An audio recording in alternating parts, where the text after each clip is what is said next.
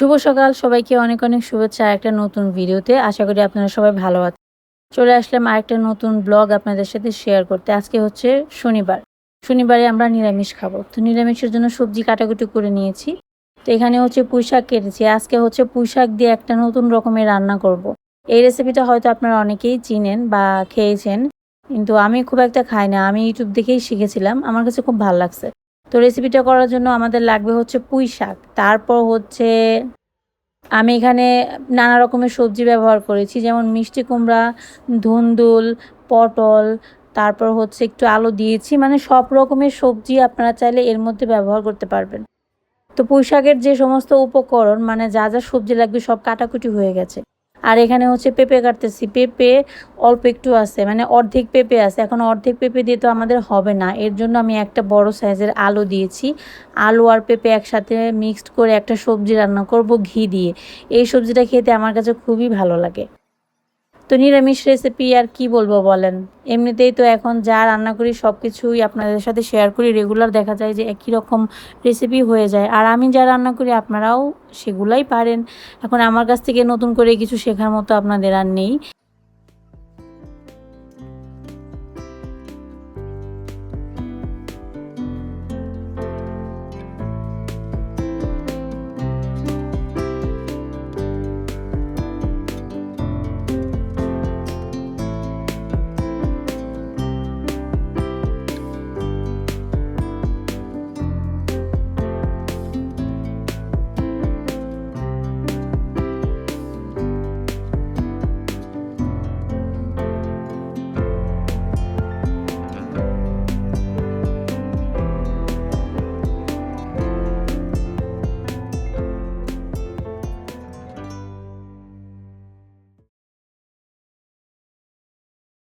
সবজি কাটাকুটি হয়ে গেছে, আজকে করব পটল ভাজা। তারপর হচ্ছে এই যে পেঁপে আলু দিয়ে একটা নিরামিষ তরকারি, আর হচ্ছে পুঁই শাক, মিষ্টি কুমড়া, বিভিন্ন রকমের সবজি দিয়ে আরেকটা সবজি রান্না করব। তো কাটাকুটি যেহেতু হয়ে গেছে, রান্নাঘরে এসে দেখলাম অনেকগুলো থালাবাটি জমে আছে। আমি হচ্ছে থালাবাটি ধোয়ার পর এই ঝুড়ির মধ্যে জল ঝরার জন্য রেখে দিই। জল যখন ঝরে যায় তখন হচ্ছে র্যাকের মধ্যে নিয়ে গুছিয়ে রাখতে পারি। কারণ জল সহ রাখলে কিন্তু র্যাকের ভেতরে আবার জল জমবে, সেইটা আবার পরিষ্কার করতে হবে। এর জন্য আমি ধুয়ে সরাসরি র্যাকের ভেতর রাখি না, আগে হচ্ছে ঝুড়িতে রাখি। আর এই র্যাকটা কিন্তু আমি কিনিনি, এই র্যাকটা ছিল আমাদের দোকান ছিল, সেই দোকানে আর কি ব্যবহার করা হতো। তো স্যার বাবা বললো যে এই র্যাক তুমি চাইলে কিচেনে ব্যবহার করতে পারবে। তো তারপর দেখে আমার ভালো লাগলো, কারণ হচ্ছে গ্লাসের করা ছিল আর কি। তো প্রথম মানে উপরের যে গ্লাসটা সেটা হচ্ছে ভেঙে গিয়েছিল। এটা হচ্ছে ভাঙার একটা কারণ ছিল কি, আমি যখন প্রথম এই র্যাকটা ব্যবহার করা শুরু করি তখন আমি আমার হাজব্যান্ডকে জিজ্ঞাসা করেছিলাম, এই যে এখানে গ্লাস লাগানো আছে, যদি গরম খাবার এখানে রাখি তাহলে কি ফেটে যাবে?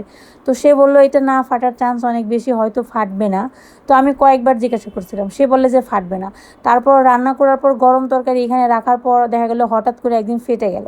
তারপর থেকে আমি স্ট্যান্ড কিনে স্ট্যান্ডের উপর বসে রাখি। আমার কেন জানি না মনের মধ্যে সন্দেহ ছিল যে যদি এমনিতে রাখি তাহলে হয়তো গরমে ফেটে যাবে। কিন্তু স্যার বাবা একমাত্র বলছিল যে এটা ফাটবে না, যার কারণে উপরের গ্লাসটা ফেটে গেছে। এটা আর চেঞ্জ করা হয়নি, আর চেঞ্জ করতেছি না। এমনিতেই হয়ে যায় আর কি, চলে। এখন তো স্ট্যান্ডে করেই রাখি, এর জন্য আর গ্লাসের মধ্যে তাপ অতটা লাগে না। তো প্রথম অবস্থায় যদি এটা মাথায় আসতো বা জানতাম তাহলে গ্লাসটা নষ্ট হতো না।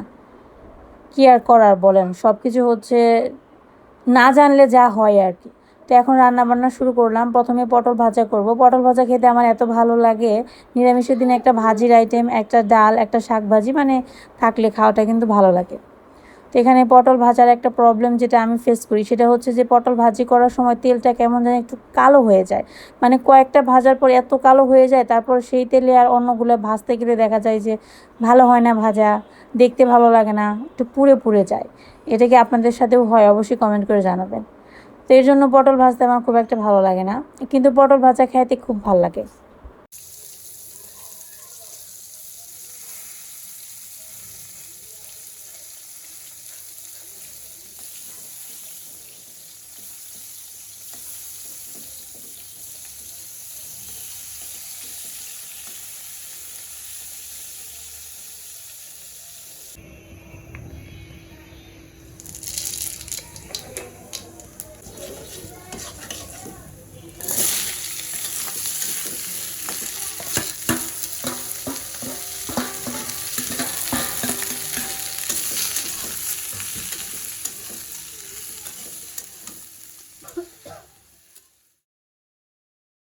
তো পটল ভাজি তো হয়ে গেছে, এখন রান্না করতেছি পেঁপে তরকারি। এই তরকারিটা আপনারা খেতে পারেন নিরামিষের দিন, খুব ভালো হয় খেতে।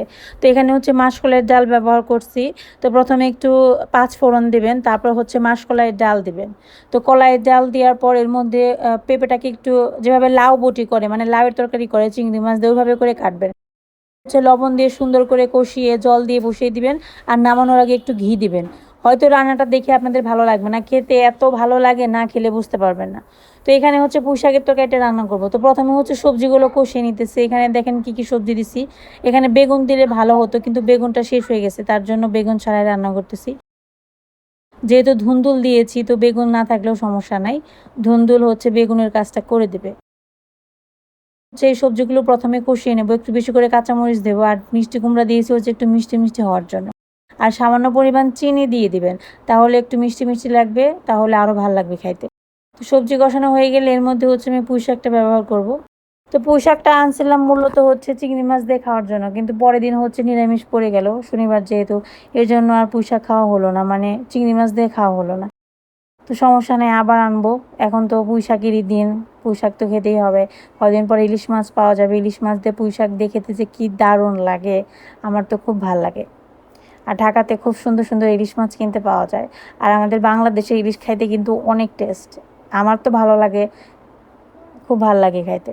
ইলিশ মাছের সিজন আসলে আর অন্য মাছ তখন আর ভালো লাগে না। তো আসলে কি বলেন তো, আমি তো বলতে পারেন যে ইলিশ আমার খুব ভালো লাগে। আমি এই পুঁই শাক খেলে আমার ইলিশের কথা মনে পড়ে। তখন মনে হয় কবে যে ইলিশের সিজনটা আসবে, কারণ যখন সিজন আসে না তখন ভালো ভালো ইলিশ মাছ পাওয়া যায়, আর দামেও একটু কম পাওয়া যায়। এখন পাওয়া যায়, তবে দাম একটু বেশি, আর খেতে অত ভালো লাগে না। তো এখন হচ্ছে এই যে পুঁই শাকটা দিয়ে দিলাম, এখন একটু কষিয়ে নেব। আর জল খুব একটা দিবেন না, একদম সামান্য পরিমাণ জল দিবেন। এই রান্নাটা হচ্ছে একটু শুকনো শুকনো থাকে, মানে একটু ভুনা ভুনা টাইপের হয়, যেমন হচ্ছে ঘন্ট হয় না, ওই রকম দেখতে হয়। এখানে হচ্ছে বাচ্চাদের জন্য একটু মাংসের ঝোল রান্না করতেছি, ওরা তো নিরামিষ খেতে চায় না। একবার রান্না করতে চাইছিলাম না, আবার ভাবলাম যে যদি রান্না না করি তাহলে খাওয়ার সময় নানা রকমের আবদার করবে, ওই ঝামেলা বহন করতে ভালো লাগে না। আবার দেখা যাবে দুপুরবেলা যদি নিরামিষ খাবার খাওয়াই, রাতের বেলা আবার ডিম ভাজি করো, এই করো সেই করো, মানে কিছু না কিছু দিতেই হবে। আর এই মাংসটা হচ্ছে ফ্রিজে ম্যারিনেট করা ছিল, তাই ভাবলাম যে এটা দিয়ে একটু আলু দিয়ে ঝোল রান্না করে দিই, তাহলে ওদের খাবার আর কোনো ভেজাল থাকবে না।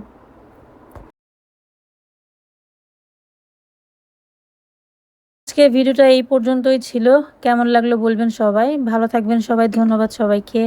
দেখা হবে পরবর্তী একটা নতুন ভিডিওতে। আর আজকে কি কি রান্না করেছি চলেন একটু দেখিয়ে দিই। বাচ্চাদের জন্য মাংস রান্না করছি, আমাদের জন্য পটল ভাজি করছি, আর এই দেখেন নিরামিষ, আর এই হচ্ছে পুঁই শাকের তরকারি। ধন্যবাদ সবাইকে।